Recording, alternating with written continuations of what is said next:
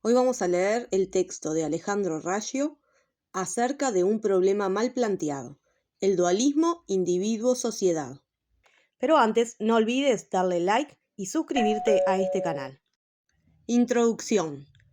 El dualismo o tensión, dependiendo de su formulación, individuo-sociedad, es ciertamente una de las problemáticas fundantes de la llamada psicología social.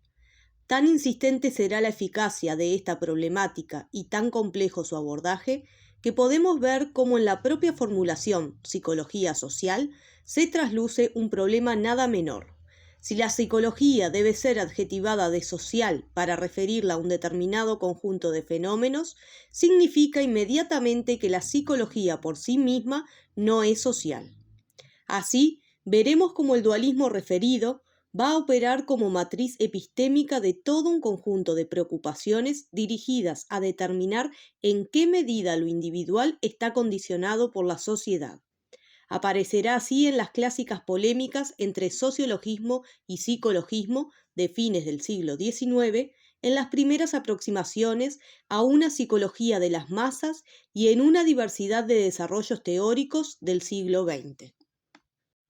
Al dualismo individuo-sociedad, aún antes de la aparición del campo de la psicología social, la sociología y la psicología, lo podemos ver latir en la teoría política moderna, especialmente en el dilema de si se deben priorizar los intereses individuales o los colectivos. Fernández, 1986. De cualquier forma, y esto ya justifica el primer apartado de este breve ensayo, casi todos los desarrollos teóricos y políticos tenían como punto de partida un mismo elemento incuestionable, el individuo. De esta manera, dedicaremos entonces el primer apartado a una breve genealogía de la idea de individuo, el segundo al dualismo individuo-sociedad y el tercero a un replanteamiento de este último. Acerca de la noción de individuo. Es bastante evidente, por lo menos para la mayoría de los occidentales, que somos individuos. Como tales nos reconocemos a nosotros mismos y reconocemos a otros. Se puede decir que el considerarnos individuos forma parte de nuestro sentido común psicosociológico y por ende algo sobre lo que habitualmente no nos cuestionamos. No obstante, sabemos que el sentido común es uno de los primeros obstáculos epistemológicos a los cuales nos enfrentamos en nuestro intento de comprender la realidad en la que vivimos y de la cual somos parte. El sentido común, en tanto lógica social compartida, constituye la interpretación más habitual de las cosas tal cual se nos presentan y las vamos conociendo. Es así que nos tomaremos la licencia de sospechar que el individuo no es eso que se nos presenta de forma tan natural y evidente, y que el sentido común consagra. En ese sentido, tenemos que decir, en primera instancia, que el individuo es una construcción, o como afirma Foucault, 1995, siguiendo a Nietzsche, una invención. En definitiva, una determinada forma de ver e interpretar lo que somos. Y no se malentienda, lo que somos no constituye una realidad que eventualmente hay que interpretar para dar con su sentido oculto. Como afirma Foucault, 1981, nosotros ya navegamos en un mar de interpretaciones. El problema surge cuando la interpretación se naturaliza, como si siempre ella hubiera estado ahí para darle sentido a lo que somos y lo que nos rodea. Lo que nosotros conocemos por individuo no constituye una forma universal de concebir a los sujetos. De hecho, para cualquier indígena el valor supremo es la tribu, no el sujeto en singular. Sin embargo, nosotros nos tenemos a nosotros mismos como valor supremo en tanto individuos, separados por naturaleza de otros individuos y desprendidos de nuestras referencias colectivas. Nos consideramos así partículas independientes unas de otras, átomos sociales, en definitiva, partículas últimas de la sociedad. Es interesante prestar atención a la etimología de la palabra individuo. El vocablo individuo procede del latín individus, esto es, no divisible. Asimismo, encontramos el término griego átomos, que también significa no divisible y del cual deriva el conocido término átomo, aunque no hay vínculo etimológico con el término individuo. Ahora bien, desde un punto de vista histórico, el individuo es el sujeto de la modernidad y tiene fecha de nacimiento, esto es, condiciones socialhistóricas de emergencia. Su aparición y consolidación como forma subjetiva dominante se corresponde con las grandes transformaciones que ocurrieron en los siglos XVII, XVIII y XIX con la aparición y consolidación del modo capitalista de producción y las formaciones sociales que le corresponden, algo que conocemos como modernidad. En palabras de Marx, en esta sociedad de libre concurrencia, cada individuo aparece como desprendido de los lazos naturales, etc., que en las épocas históricas precedentes hacen de él una parte integrante de un conglomerado humano determinado y circunscripto. A los profetas del siglo XVIII, sobre cuyos hombros aún se apoyan Smith y Ricardo, este individuo del siglo XVIII, que es el producto, por un lado, de la disolución de las formas de sociedad feudales y por el otro, de las nuevas fuerzas productivas desarrolladas a partir del siglo XVI, se les aparece como un ideal cuya existencia habría pertenecido al pasado, no como un resultado histórico, sino como punto de partida de la historia. Marx, 1971. Con la ayuda de Marx ya podemos comenzar a sospechar de este individuo, especialmente visualizando cómo él mismo tiene historia y se corresponde por ende con determinadas condiciones socialhistóricas. Al disolverse las formas sociales feudales bajo la presión revolucionaria de la burguesía, los sujetos y con ellos su fuerza de trabajo quedan liberados del yugo feudal, que era el yugo de la tierra. Es decir, las personas, siervos de la gleba, pertenecían a la tierra de la cual vivían y que a su vez pertenecía a un señor feudal. Las primigenias fábricas, grandes artesanatos, etc., que la burguesía trataba de desarrollar, necesitaban fuerza de trabajo y las relaciones de producción feudales eran un obstáculo. La fuerza de trabajo estaba en la tierra, inscripta en la lógica del feudo, y era necesario inscribirla en la nueva lógica productiva del capitalismo naciente. En el escenario del capitalismo emergente, desaparece la familia como unidad productiva y la fuerza de trabajo se vuelve individual, portada por un sujeto individual que la va a vender como una mercancía más, circulando individualmente en el noble mercado de trabajo. Así, la noción de individuo se produce en aquel momento de la historia de Occidente a través de la cual la sociedad es pensada como un conjunto de productores libres. Fernández, 1986, página 45. Aún más, los sujetos contratados individualmente van a pasar, vía trabajo asalariado, a un régimen privado individual de actividades. Actividades estas que, a su vez, persiguen intereses privados, como lo constituye la paga o el salario. Así como la venta de la fuerza de trabajo es individual, su consumo en el trabajo también lo es y también lo va a ser el beneficio generado. De ahí que afirma Ana María Fernández, la temática de la individualidad o de la identidad personal comienza a desarrollarse con el advenimiento de la sociedad industrial, al mismo tiempo que lo privado y lo público reestructuran tanto sus territorios como sus significaciones, y se organiza un cambio radical en las prioridades de la vida, apareciendo en primer plano el libre albedrío y la felicidad personal. Fernández, 1986, página 33. Todo lo anterior, se entenderá, implica la aparición de nuevas formaciones sociales y lógicas políticas que van a tratar de reorganizar el campo social y productivo. Va a aparecer una figura muy interesante y bastante conocida que es el contrato social, ideado por Rousseau. Esta figura destaca para nosotros en tanto es propuesta como forma regulatoria de las conexiones sociales. El contrato se perfila en la dirección de encontrar una forma de asociación que defienda y proteja de toda fuerza común a la persona y a los bienes de cada asociado, y por virtud de la cual cada uno, uniéndose a todos, no obedezca sino a sí mismo y quede tan libre como antes. Rousseau, 1981, página 42. Lo interesante del contrato social es que tiene un efecto paradojal, separa el tiempo que conecta. ¿Por qué? Porque al presuponer una libertad innata a los sujetos y concebirlos como independientes unos de otros, por eso hay que conectarlos, legitima esta nueva interpretación de las relaciones sociales y de los sujetos. Legitima al individuo, al sujeto moderno. El dualismo individuo-sociedad.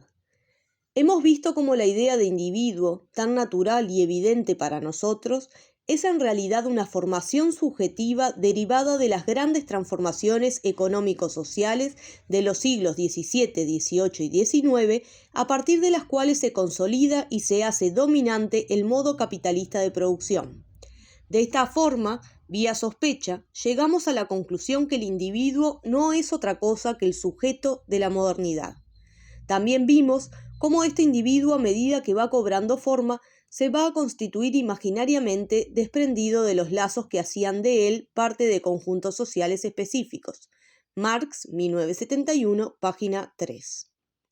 No será extraño entonces que, formando parte del mismo proceso que crea la ficción liberal burguesa del individuo, se instale una idea de lo social como sistema de coerción sobre el individuo, configurándose de este modo la oposición individuo-sociedad. A medida que las formas sociales modernas se van consolidando, surge la necesidad, en el plano ético y político, de imponer la supremacía del bien común, del interés general por sobre ese conjunto consagrado de individuos libres y autónomos. Esta contradicción, fundante de las sociedades modernas, producirá el escenario de las dilemáticas controversias entre aquellos que priorizaban el interés individual y aquellos que priorizaban el interés común, así como de aquellas perspectivas, como la de Rousseau, que buscaban la conciliación.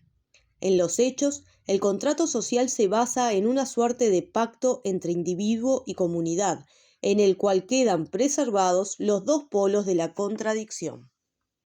Más tardíamente, sobre finales del siglo XIX, en el escenario de las nacientes ciencias sociales y bastante condicionadas por las tensiones ético-políticas, tendrán lugar las primeras controversias entre psicologismo y sociologismo, en las cuales se inscribe la célebre polémica Tarde-Durkheim, Vallejos Izquierdo, 2012.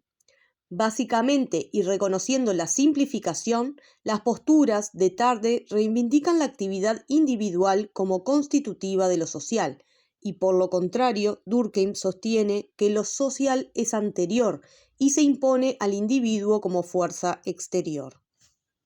Éticamente que, desde estas dos posiciones opuestas, teñidas como posición de principio, de Brasi, 2008, página 15, se afirma desde una de ellas que la única realidad a considerar es el individuo.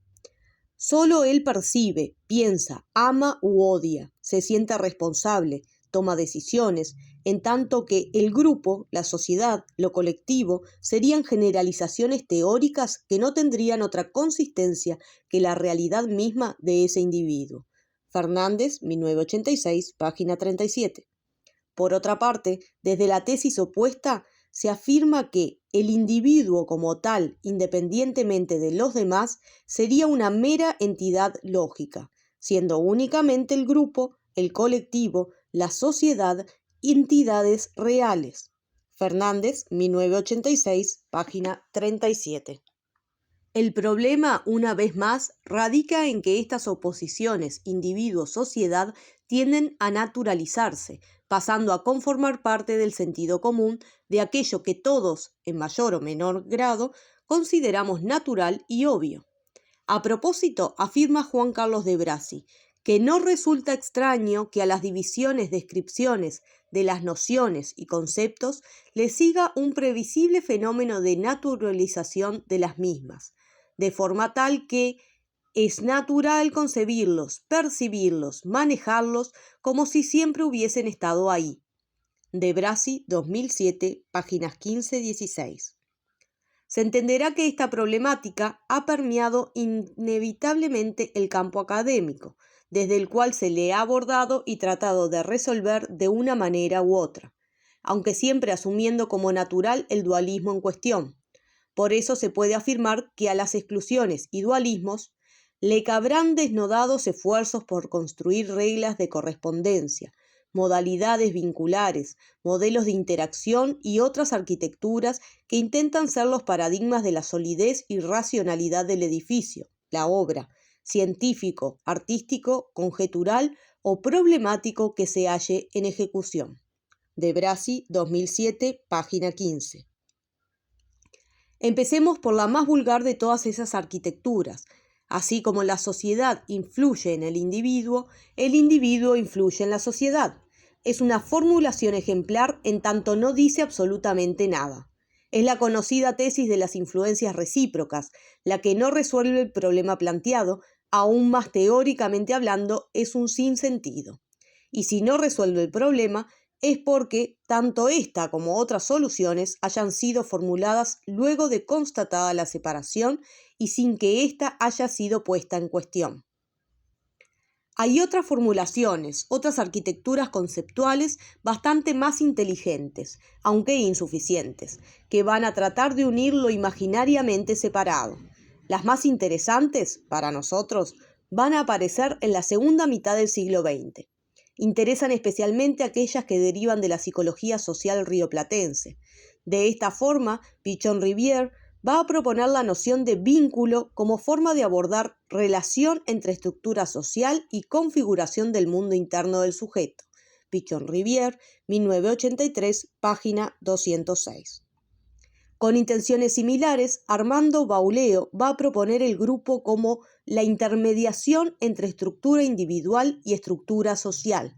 Bauleo, 1977, página 29. Lo anterior son ejemplos de verdades arquitecturas, conceptuales que tenían por objetivo darle algún tipo de solución a la dicotomía. La paradoja, lo decimos nuevamente, es que aún percibiendo que el dualismo era un obstáculo, estas arquitecturas partían del supuesto de que efectivamente individuo y sociedad eran cosas de diferente naturaleza que de alguna forma había que relacionar, lo cual terminaba consagrando una vez más el dualismo que se pretendía superar. El adentro y el afuera. De forma paralela a lo anteriormente planteado, no será extraño que, de una forma u otra, casi toda la psicología del siglo XX asuma sin mayores cuestionamientos la existencia de un psiquismo individual y con él la de un adentro psíquico y un afuera social. Afirma así Juan Carlos de Brasi que la barrera entre adentro-afuera, interior-exterior, ha quedado definitiva y artificialmente instalada.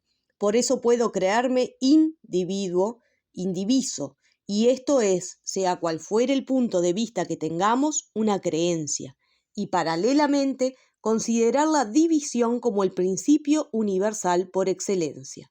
De Brasi, 2007, página 22. Ahora bien, ¿cuál es la solución de este problema?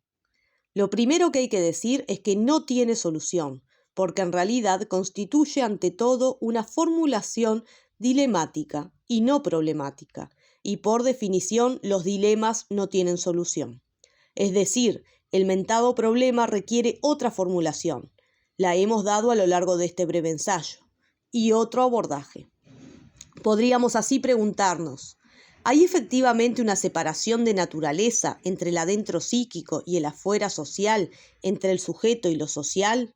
Y si no la hubiera, ¿cuál sería la correspondencia entre ambos elementos? La solución empieza a dibujarse con claridad cuando esgrimimos la tesis, ya en términos psicológicos, de que no existe una diferencia de naturaleza entre el adentro psíquico y el afuera social, sino un orden de continuidad entre las dos instancias, una continuidad topológica, dirá Deleuze, 1987, en la cual el adentro no es otra cosa que un pliegue del afuera. En sus palabras, el adentro es el adentro del afuera, y la operación de la constitución de un adentro del afuera, es decir, la invaginación, se llamará comúnmente el plegamiento, el pliegue.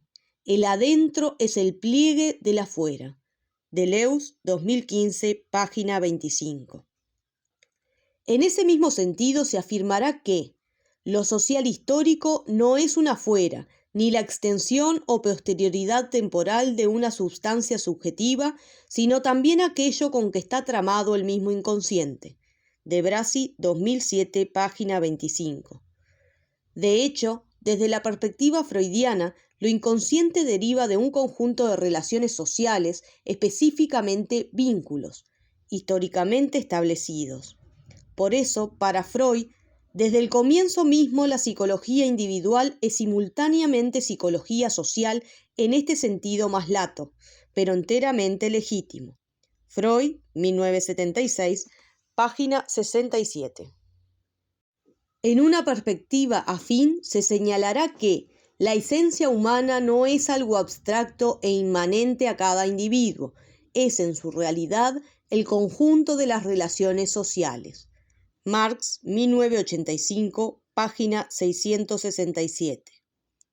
Esta formulación de carácter filosófico ubica el sustrato del individual en una dimensión extrínseca al sujeto, en un afuera, en el de las relaciones sociales. Sabemos que lo planteado deja esbozadas varias cuestiones que será necesario desplegar.